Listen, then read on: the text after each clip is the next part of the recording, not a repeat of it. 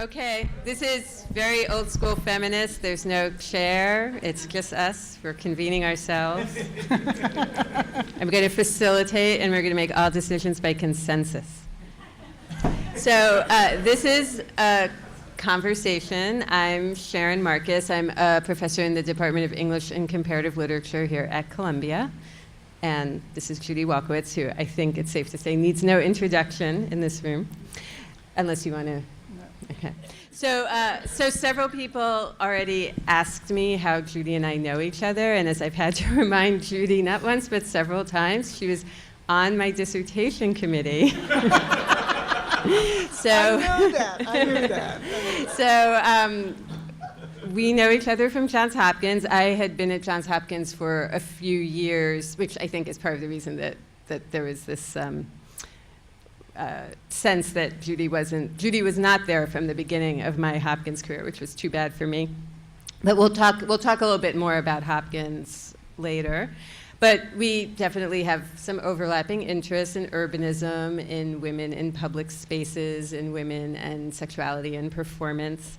And I actually knew Judy in a way that felt sort of intimate to me before I met her. I mean, I knew her work. I was super excited when she was coming to Hopkins, but I had been an undergraduate at Brown University, and I had a job working for the Pembroke Center, and one of the things I had to do one year was transcribe a recording of a roundtable on melodrama.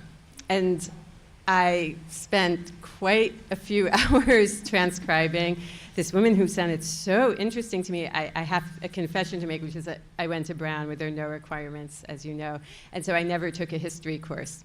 And I learned a lot about history, but I never actually took a history course, and I thought, this woman is so interesting. She's talking about melodrama and about Jack the Ripper and history and literature, and it seemed like everything that Brown was about, and so I felt like I had met you when I actually met you.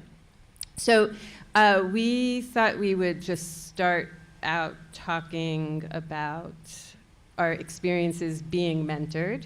And I would like Judy to start and say, what were your experiences being mentored? Yeah, this is a duet. Okay, so what I'd like to talk about, can you hear me? Okay, is our about. Bring that as close. Okay, all right. Is this better? I want to talk about two kinds of mentoring.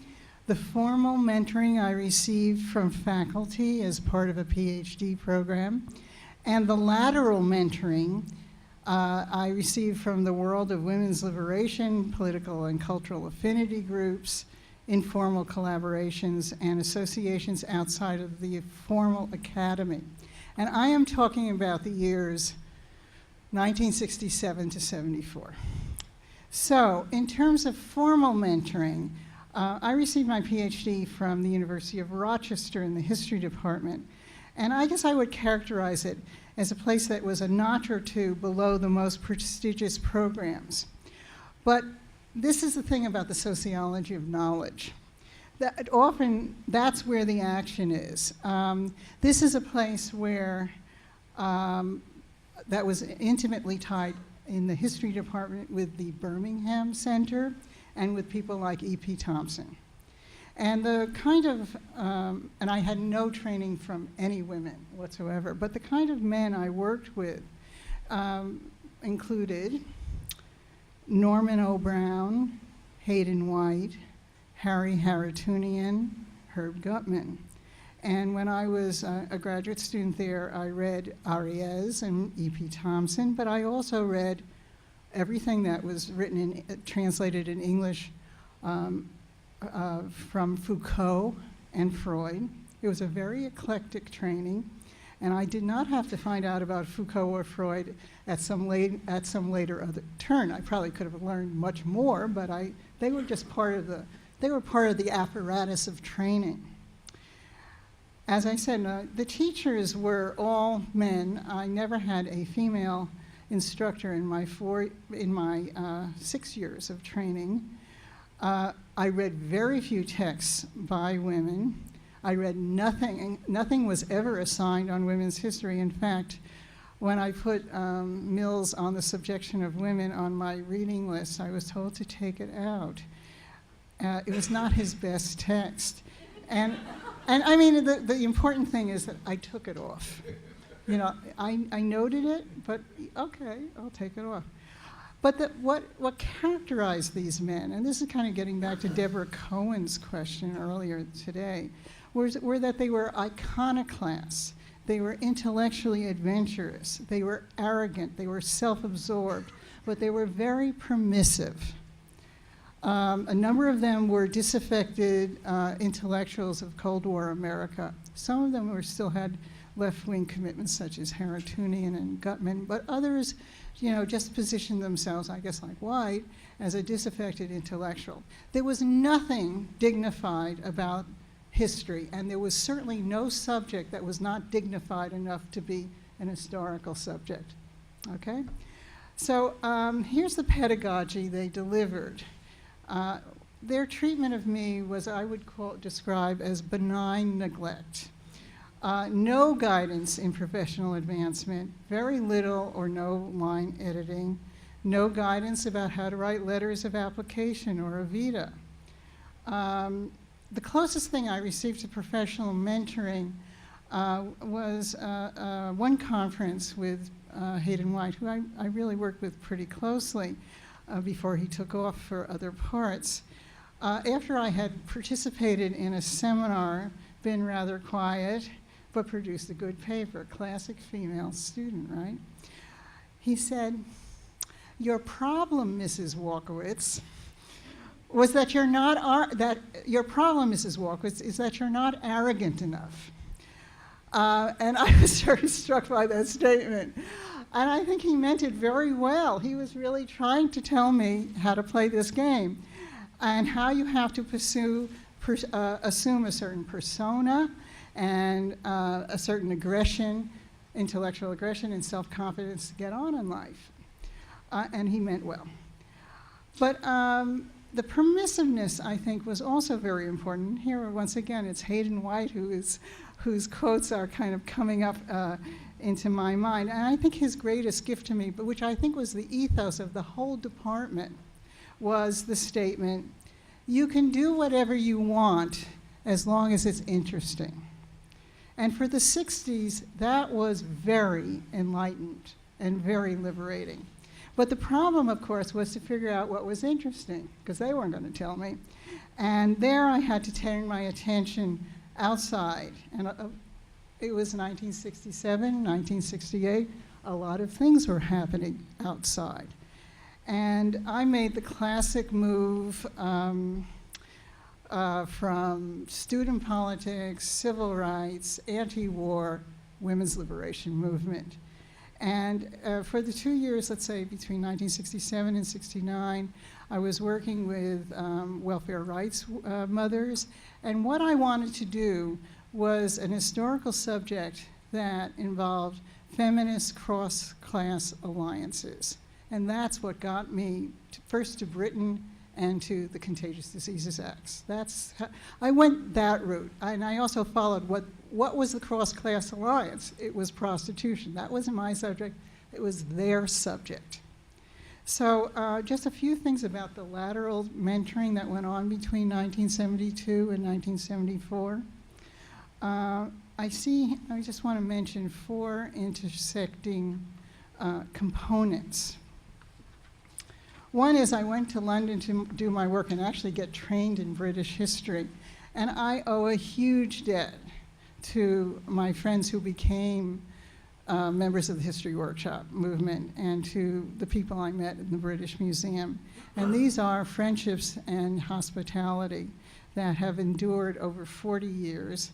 And in fact, I would say in London, I have a more secure social grouping than I have any place else, because Americans keep moving around. But when you move to London, you stay there. Mm-hmm. And I've been the recipient of amazing hospitality and intellectual stimulation, and I want to extend my thanks in this public way at this moment. I also took up a job at Rutgers, and I had a number of senior mentors. I want to mention Mary. And Mary invited me to give my first public lecture at the first Berkshire Conference. So for me, that's my experience of the Berkshire Conference, my debut.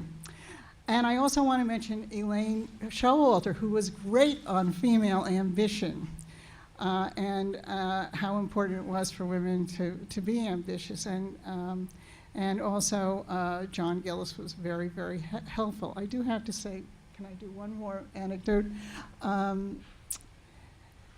He was my senior colleague in British history, and he read my dissertation. He was very enthusiastic. And he said, but Judy, there is this phrase, and it feels like political rhetoric you might want to remove. And the phrase was sexual politics. And once again, what was I? I was a subaltern. I took it out. And then in 1985, I read his book For Better or For Worse, and I found this phrase, sexual politics. Just to show what happens when how things circulate and acquire kind of orthodoxy and credibility over really a very short period of time. But the most important, or let's say the most, I think probably the most important lateral mentoring I received was from Feminist Studies, which is a journal. At the age of 27, Ann Caldwell, who comes out of the Columbia Women's Liberation Movement, and created this journal out of pocket, out of apartment. She made me the history editor. And I worked in collaboration for over 10 years with some, at the time, very young assistant professors. At the time, we never thought it was a project that would advance professional ambition, maybe because we were ambivalent about professional ambition. We saw it as a political and not a professional project. But for those years, from 1972 to particularly till about 1980, Feminist Studies was the place where women's history was published in the United States, including a lot of British women's history. Laura Oren on the Workhouse, Lee Davidoff's Mumby paper, Barbara Taylor, John Gillis, Ellen Ross, myself. Not to speak of Alice Kessler Harris, Linda Gordon, Carol Smith Rosenberg, and I really could go on and on. The luminaries of that first generation of second wave historians. And I just want to emphasize how much this was a very specific political formation in the United States. It was a hybrid form of socialist radical feminism. So if you just go back to the first issues, you can see we're publishing work on vaginas, on the spermatic economy, on sexual politics, that forbidden phrase, on patriarchy, on prostitution and sex antagonism, on middle-class women's culture, on Mormonism, as well as on the sexual division of labor and women's trade union leagues. And at that moment, I don't think that particular hybrid formation was yet present on the other side of the Atlantic, but it immediately would become so.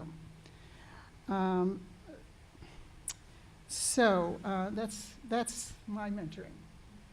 So this is going to be autobiography as history, or history as autobiography, because one of the differences in our stories is that mine would definitely start in college, not in graduate school, and that began, so I went to Brown in 1982, and I didn't realize this until I'd been there for a while. I thought it was normal that there were so many female professors at Brown in 1982 because there were so many female teachers in my high school.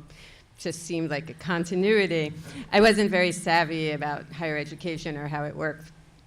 But I later found out that I had arrived in Brown soon after the effects of something called the Lamphere decision had taken place. How many people here?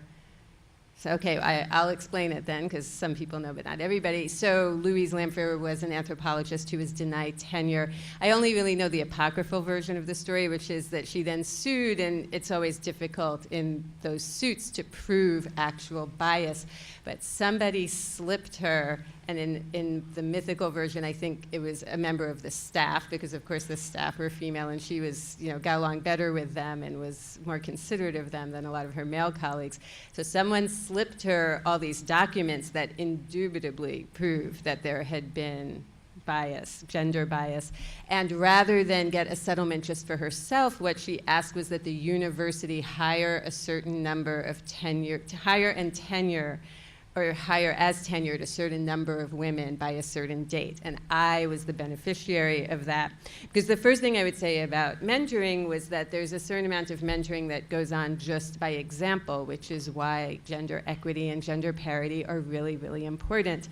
It is absolutely the case that men can effectively mentor female students, but it's really not great to be in a situation where there's only one gender in a position of authority. And that was not my experience. I saw women faculty all the time, running classes, running departments, and that made me feel, in a way that I had never actually thought before, that this was something that I myself could do. When I arrived at Brown, it was also a moment of high feminist ferment. The Pembroke Center had started its seminar. It was a very interdisciplinary feminist moment, at least at Brown. I think that that might also be due to the Lamford decision. I don't know if it was a stipulation, but certainly the way it worked out, the female faculty weren't all in one department. They were spread across departments. And so there were a lot of ties being made across departments, and the Pembroke Center was a place where historians and people in literature, people in sociology, and Fausto Sterling, so people from science studies, were all coming together and would have these disciplinary arguments that at a school that had no requirements were sometimes a bit opaque to the undergraduates, because at Brown, I think undergraduates aren't very strongly identified with disciplines, but in a way I learned what disciplines were by listening to people argue across disciplines about what a historian might bring to what the historical critique of a certain kind of trans-historical position. So I don't think this was everyone's experience of Brown, but my experience of Brown was that feminism was at the center of the universe. There was a women's center that was doing a lot of activism, and there were lots of women's studies. I didn't actually do a women's studies concentration, but I took a lot of women's studies courses, and even the classes I took that weren't feminist courses, I turned into feminist courses. Everything I learned was filtered through feminism. And feminism seemed like a framework that certainly transcended any kind of disciplinary framework. There was, but listening to the papers this morning, one of the things that struck me was that for other people, certain things that unfolded over time as kind of diachronic debates, like, well, psychoanalysis can help us answer questions that Marxism couldn't help us answer. I learned that trajectory, but for me, it was a different array, because on the one hand, I think what I was being presented with, and again, I think this is very particular to the 80s, the first half of the 80s, was grand theories of inequality and how inequality gets perpetuated and reproduced. And that was how I understood Marxist theory, as a theory of the reproduction of inequality. That was how I understood psychoanalysis, as a theory of the reproduction of inequality that explained how it wasn't just happening at the level of classes, but at the level of our individual psyches. And early days of ethnic studies and race studies were also explaining the perpetuation of inequality. So I would call these kind of all structuralist theories, or at least that was how they were presented to me, because on the other side, at the same time, was this rising tide of anti-essentialism that was arguing with psychoanalysis and Marxism, not for being essentialist, but for its structuralism, and even with early forms of race studies. And on this other side, we had deconstruction, post-colonial theory, critical race theory, and historicism. Now, of course, it's a bit odd to say that historicism and deconstruction were arrayed in the same camp, and of course, there were some, I can still remember the arguments there, but there was a sense that there were theories, feminist critiques that were focused on very big picture samenesses, and then there were feminist theories that were focused on differences, and some of that involved creating a difference of detail, like, look, history matters, things aren't the same in every place and time, and some of it was a more philosophical universal idiom of difference, like deconstruction, which is difference is everywhere and it inhabits everything and all identities are riven by difference. So those were some of the things that were at play for me, and historicism was a way of theoretically complicating overly simplified theories of, say, patriarchy, but also I always experienced it as a very welcome and sophisticated kind of empiricism that was acting to check some of the more abstract and ungrounded aspects of the theories that I also very much loved. And so I think I gravitated to history as a way to really think through the quirks and details of people's lives that don't match our theories but might be the seed of a different and truer theory. The other things going on at the time were, of course, the feminist sex wars, again, 1982 to 1986. So discussions about pornography, discussions about SM, the renaissance of butch femme in lesbian culture, so a real shift in what was happening in lesbian cultures.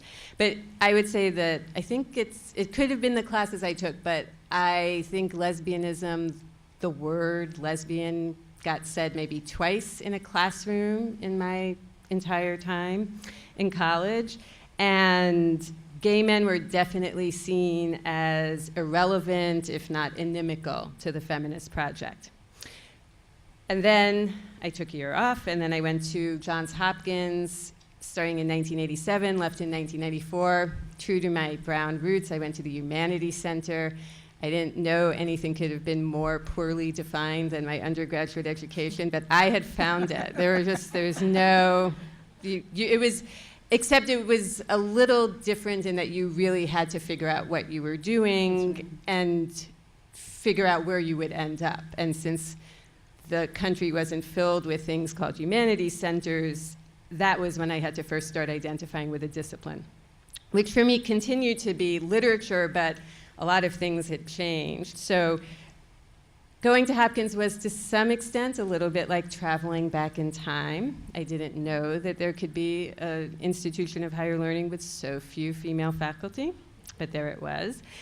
It was also perhaps an even higher feminist moment, or maybe it had just hit Hopkins. So one of the things that was happening was that a lot of my male professors were writing feminist articles. So I worked with Michael Fried, who was in the Humanities Center in Art History, and he had just written something called Courbet's Femininity, and Neil Hertz, who had just written Medusa's Head. So this kind of confirmed my sense that feminism was a kind of lingua franca and that everybody was using feminism to think about everything. It was also a moment where new historicism had entered literary studies. And so it was really at Hopkins that I started learning a lot more about history, and I worked a lot with Mary Poovey, and we would have seminars where more than half of the reading were primary historical documents. And I don't know if any of those things would have looked like history to an actual historian, but to me it was a whole new world. A lot of it, of course, was about reading historical documents in literary ways, but it was also very much about situating literature in larger historical discourses and not looking at literature in isolation. This is also the moment of the rise of queer studies, and Jonathan Goldberg was at Hopkins at the time and was very pivotal in bringing queer studies into literature. And then Judith Butler arrived in 1991, hired before Gender Trouble got published. So that appeared while she was there. And then Judy arrived to help start a women's studies program.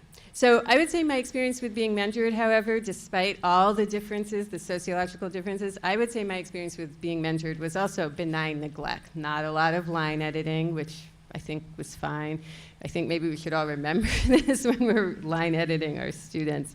But very respectful benign neglect, and a benign neglect that was also a permission to a lot of freedom. And I certainly... So we're similar. Yeah, I mean, so that didn't really change, which is interesting given how much everything else changed. But I also think that in my case, interdisciplinarity diluted a lot of the lines of authority that exist for mentoring, so it was never clear who was responsible for what or whether anybody was in charge. And probably took advantage of that, but I think everybody always had the sense that somebody else was supposed to be telling me what to do.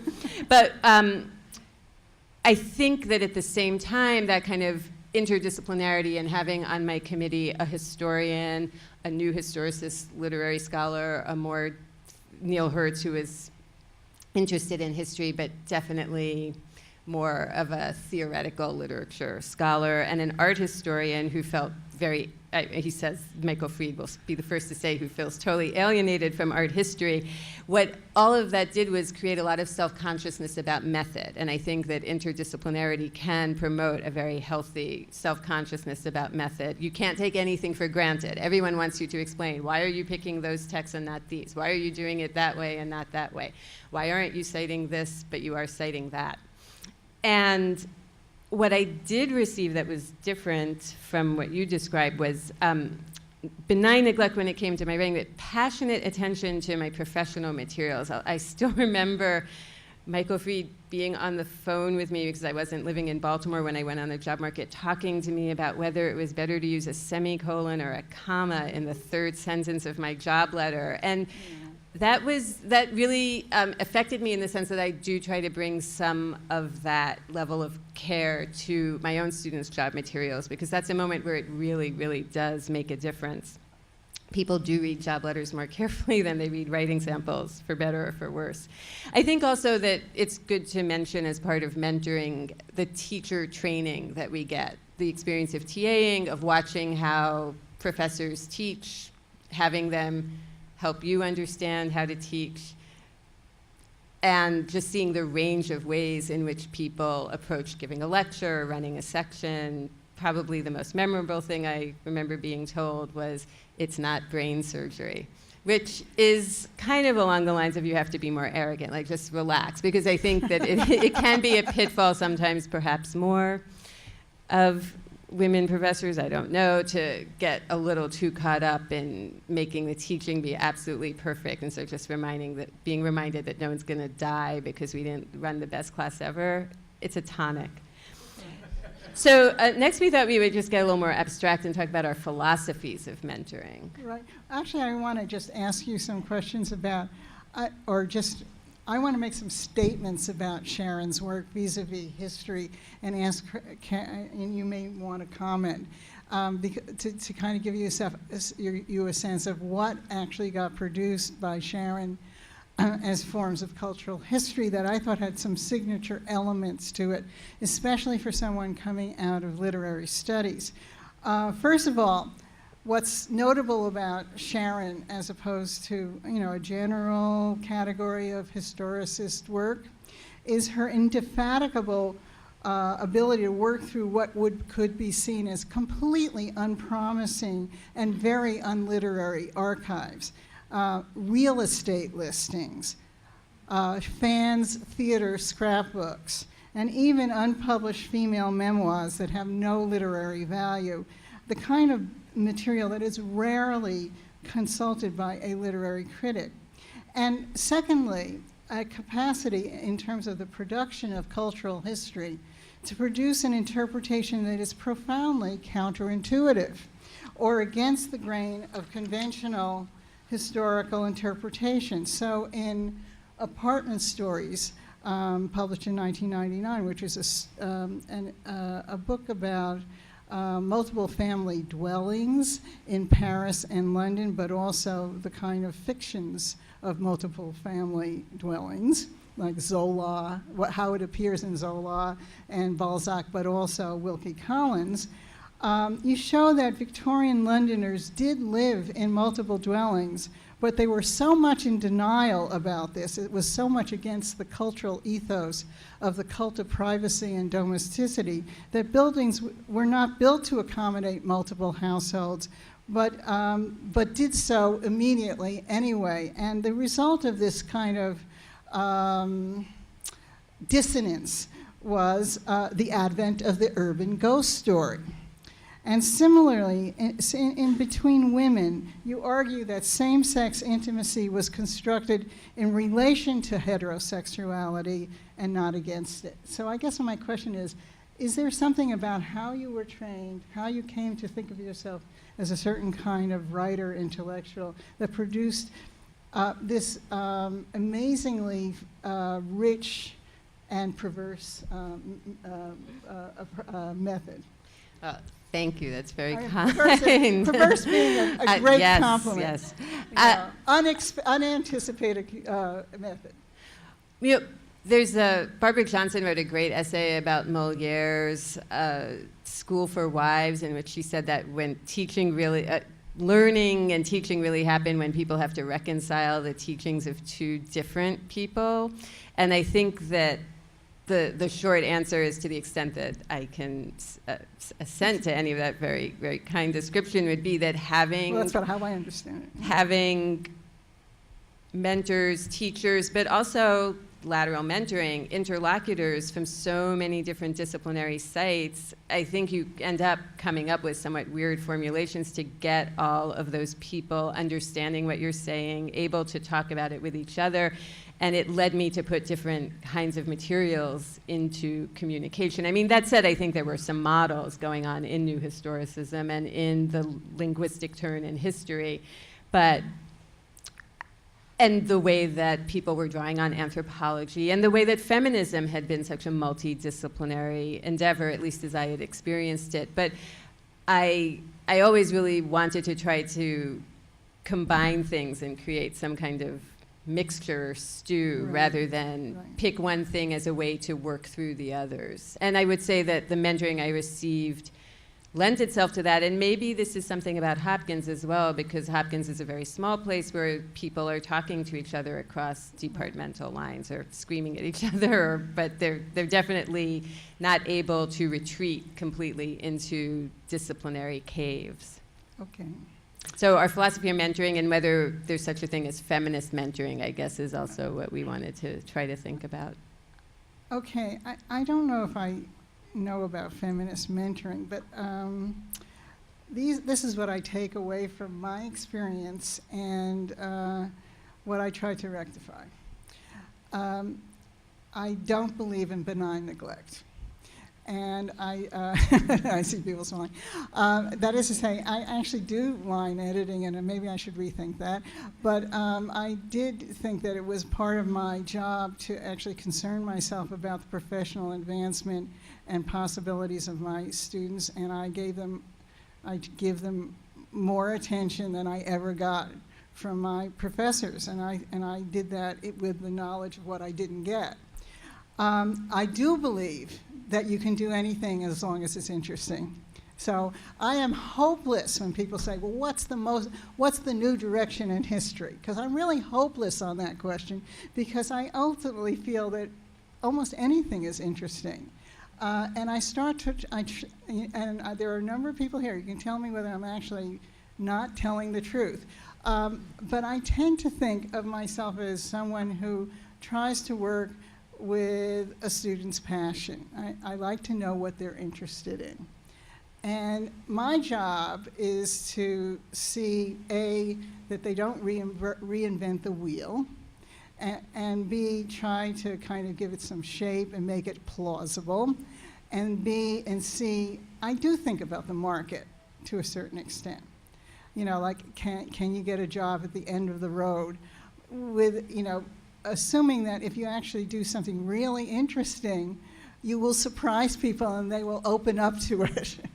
And I was just, and I got permission from Anna Clark to tell this story about about many decades ago, when actually, I mean, I always had that philosophy, you can do anything as long as it's interesting. And then, I think it was 1980, she came into my office, and I didn't want to make sure that she was the one who actually asked me this question. And she said, all right, here's my problem. I want to work on something related to sexuality or lesbianism. I couldn't remember what it was, but will I be able to get a job if I do that subject?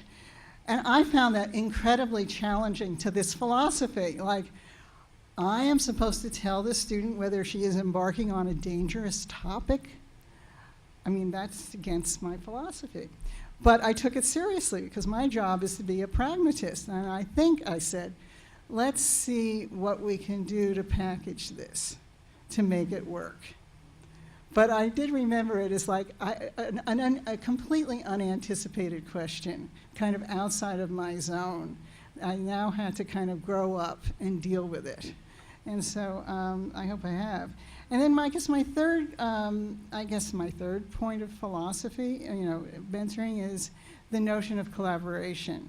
At Rutgers, we put together a collaborative kind of women's history reading list. And this women's history reading list has had a very long and trans-institutional history, because Martha Howell participated in it, and she kept, I took it to Hopkins. Martha kept giving me input from the early modern period.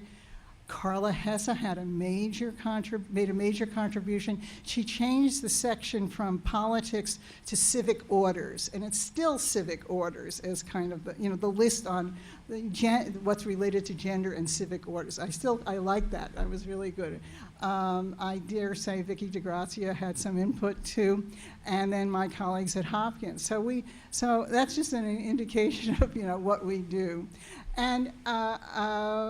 Back to the institutionalization, I think the most exciting things that go on at Hopkins are the things that are slightly under the radar. And maybe that's my long history of subcultural activity, but also it may be having to come to terms with a university and a department that says, effectively, you can do anything you want as long as you don't change anything. And so subcultural activity is completely possible, but don't try to change us. And so that's how I've worked there. And so the Gender History Workshop I regard, which is a group of faculty and graduate students working together outside of the massive formal seminar systems that we already have, is by far the most interesting place, I think, at Hopkins.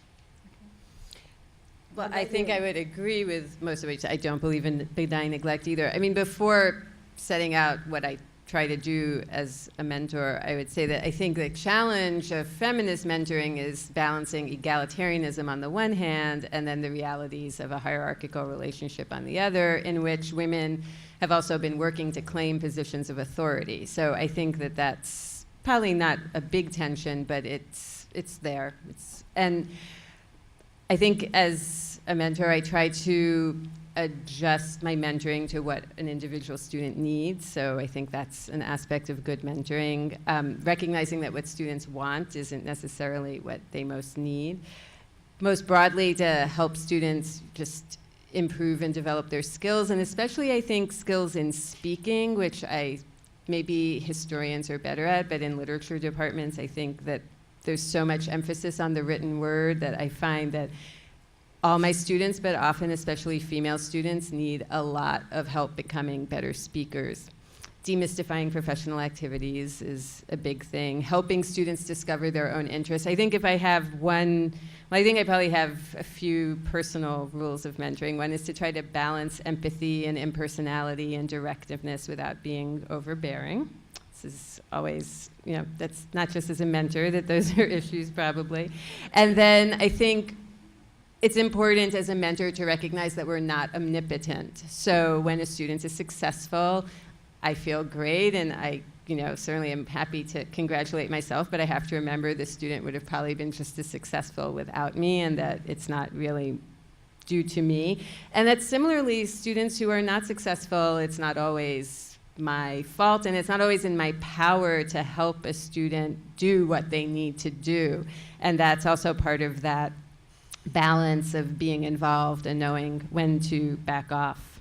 We were also going to talk about issues of transmission and institutionalization, but we have, what time are we supposed to go to? 35. So I think we also have a decision to make about whether we want to open things to discussion. Yeah, let's open things to discussion, and we have things we can say about institutionalization and transmission if people want, but I think this was supposed to be primarily about mentoring, so we can hear other stories of mentoring, ideas about mentoring. Seth.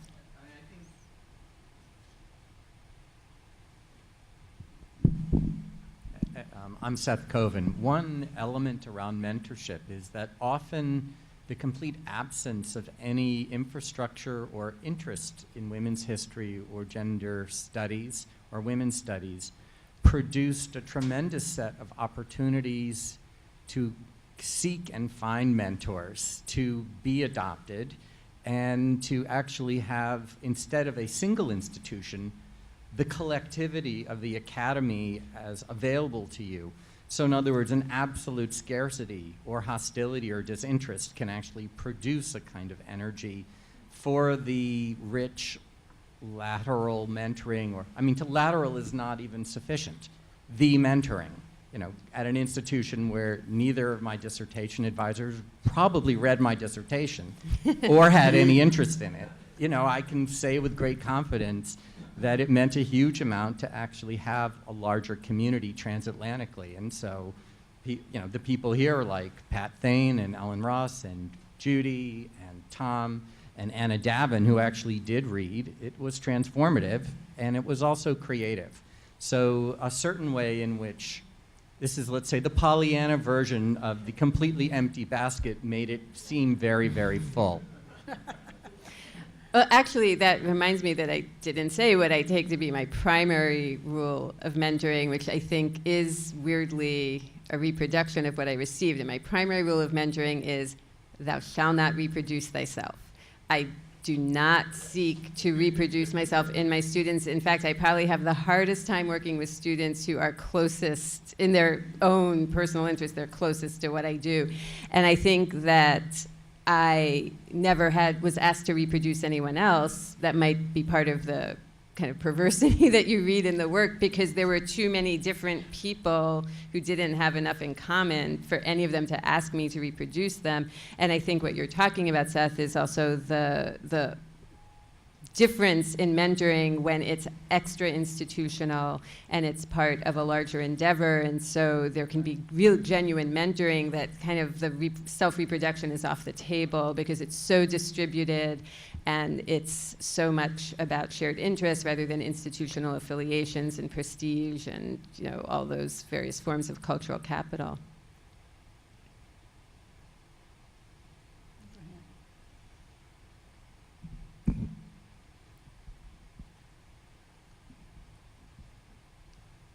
Can you hear me? Is that? I'm Deborah Tom, and I'm very struck hearing this account of the American Academy, of how the neglect in both cases can be benign. There's very little of the kind of malign neglect that one hears horrible stories about. And I wonder how far that's to do with the teaching assistant position and how far people are inextricably entwined with their institution because they get this practice in teaching and learning as they go. It could be that there's so much more engagement between faculty and students on many levels. And some of it is, at both these institutions we're talking about, our faculty had 50% of its time allotted to teaching graduate students, and they had teaching assistants. So what we call benign neglect did not mean that we did not have opportunities to speak to faculty because they were not that overworked. So that is actually something to think to keep in mind, what the faculty load is, what the proportion of that load is devoted to graduate students. I'm just merely describing what didn't happen to me when it came to looking for a job, and I was completely on my own. I did not have a Michael Fried worrying about my semicolon, but I did have their attention. I did have personal conversations, some of which I've just recounted, and I do. You are reminding me there are structural issues here of resources. Yeah. And I think maybe I should rephrase benign neglect as a lot of autonomy in terms of coursework, because the program I was in, we could choose what courses we would take, and there were almost no distribution requirements of any kind, and a lot of autonomy in terms of research. But when it came to teaching, there was a lot, I only realized that in preparing this, there was a lot of transmission and training about how to be a teacher and a lot of discussion of the material that we were teaching. And I didn't at the time connect that to mentoring because I had a kind of tunnel vision about that mentoring is mentoring of me as a researcher. But in fact, we need, in some ways, a lot more help figuring out how to be teachers than we do figuring out how to do our research. There's so many, the examples of other research are so accessible, and the examples of teaching are so inaccessible. You know, we can't just wander in at will and sit in on everybody's classes and see what they're doing. I'm a little curious to know more about what you mean by malign neglect. Okay.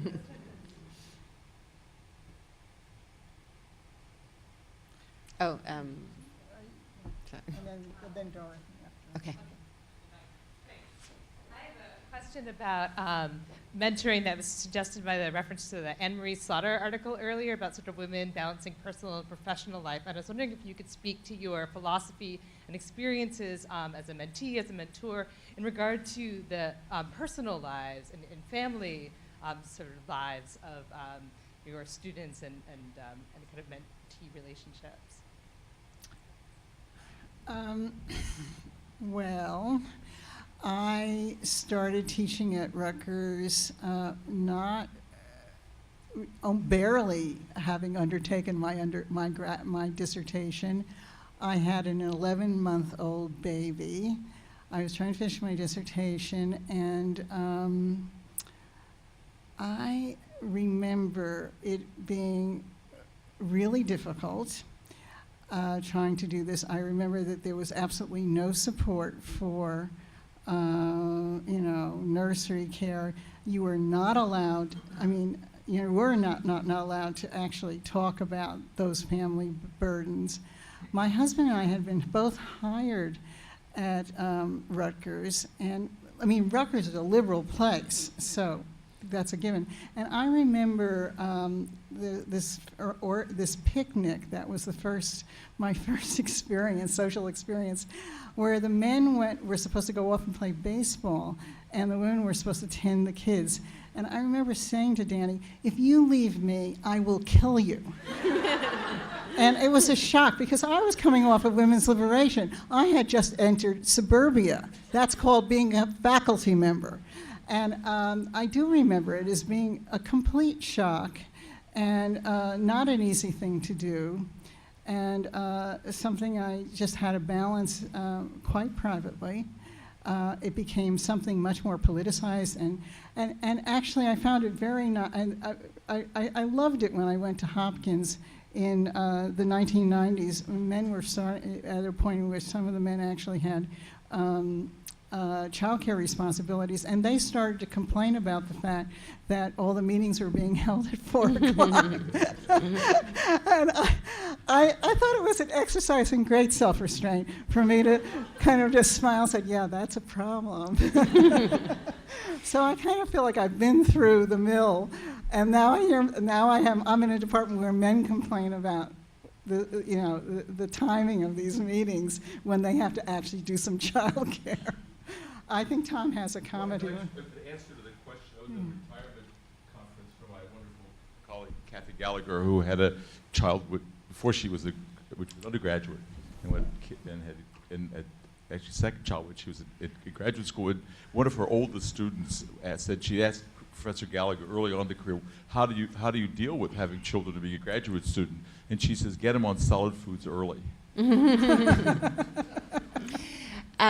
Well, I don't have I think you're primarily asking about, well, I have a few answers to your question. To the extent that you're asking about having children, I very happily do not have children, and I never wanted to have children, but that never felt like it was anything about work. Like, oh, I can't have children because I have to spend so much time at work. I just didn't want to have children. That doesn't mean that work-life balance isn't an issue, because it is. I think to have a healthy life, you need to not always be working. And I do try to help my students figure out ways to develop good habits early on so that they don't have to spend all their time working. If what they want to do in their spare time is stamp collecting or folk dancing or raising children, whatever. But you have to learn to not always, to get your work done in a way that works for you and not always be working. And it is something that I think I started seeing in graduate school more from other graduate students. Like, there were the ones who worked all the time, and there were the ones who put themselves on a schedule. And I went from being the first kind to the second kind because I thought that the ones who were on a schedule seemed happier. I thought, I could try that. I could get up earlier. I could decide I'm not going to work after a certain time. I mean, let's just try it and see what happens. I do think also there need to be institutional things that help people balance work and life, and that we're not anywhere near there. There need to be social, national things that help people balance work and life, and in this country, we don't really have those. And you need to be able, in your relationships also, to, work those things out. And that's something I would only advise my students about if they ask me. I tend not to talk to my students about their personal lives unless they bring their personal lives up. But I do think that the issue of developing routines and graduate school doesn't lend itself to that. The clock is always ticking, and yet somehow time has no meaning. Both those things going on at the same time. It's not a great recipe, but I do talk about those things with my students. Dorothy had her.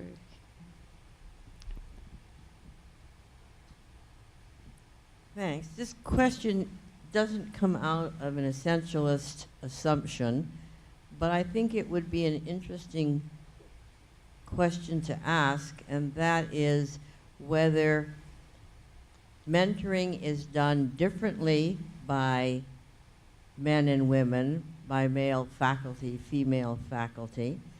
And what made me begin to think about it was not just your stories, but in the very early 1980s, I spent a couple of weeks in Ann Arbor at a conference and had a long talk with Louise Tilley, who was either the only woman in her department or one of two, I forget.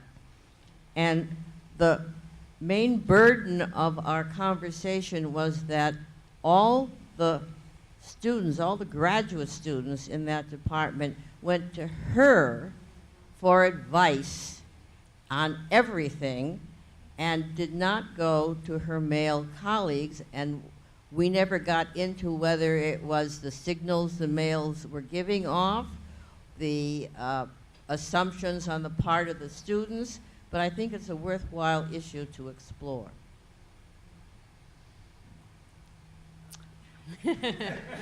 Well, you start. This is not a direct response. This is a kind of side response. Because I can't answer that question. Yeah, I was actually offered but first of all, directly, I was offered a job at Michigan, and I worried about that.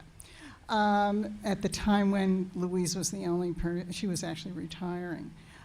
So this gets back to the question of how many women do you have to have on a faculty to make a difference that, that Mary was raising and I think other people were raising. I think that is really critical to make a difference so that everybody behaves differently. But I do think that, and here's like a slightly sensitive subject, I think there are different styles of female mentoring, and one of the forms that I try not to do is maternalist. My goal in life as a teacher is to have a very warm relationship with graduate students that may or may not end in friendship, but not motherhood.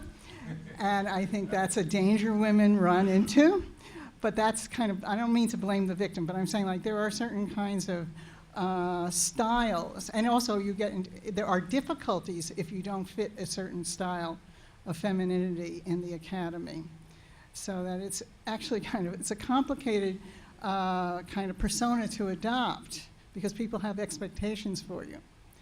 Do you want to pick up from that?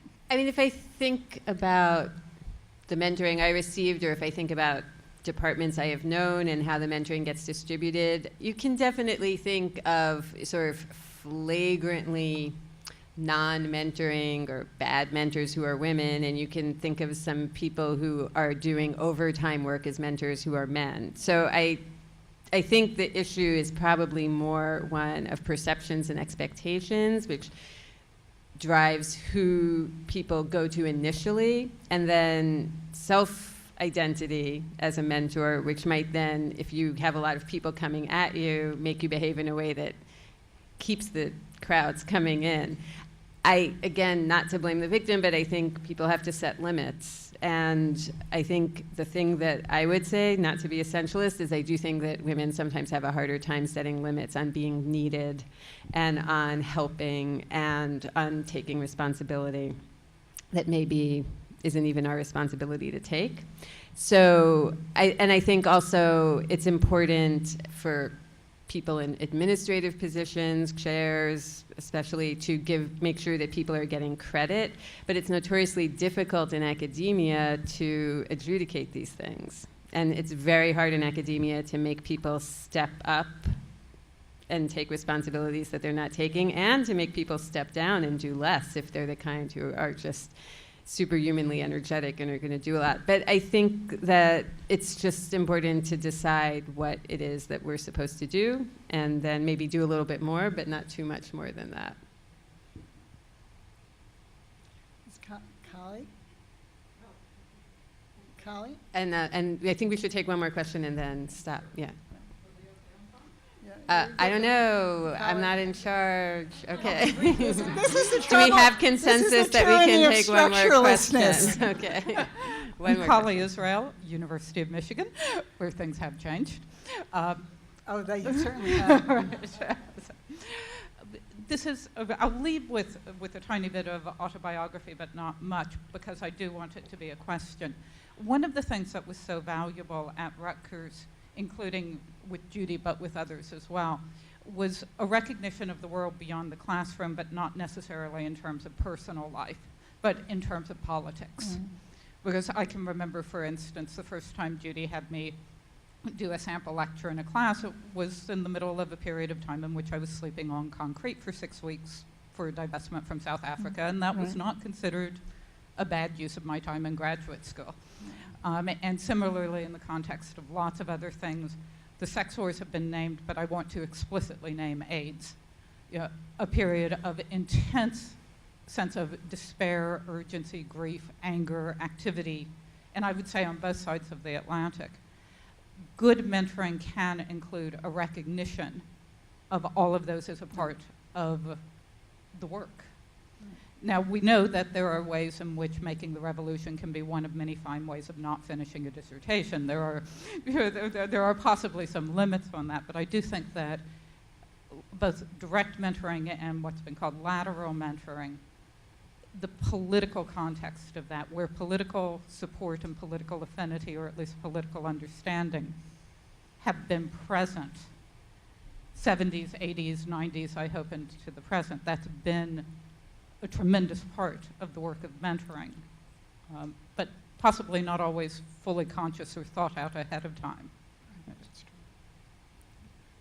Well, that might be a good segue into the next session, because I think that one of the things that has clearly shifted over time has been academic feminism's relationship to political feminism, because political feminism has had, in some ways, not as strong and thriving a history as academic feminism. So maybe on that note, we should all get some coffee and then come back.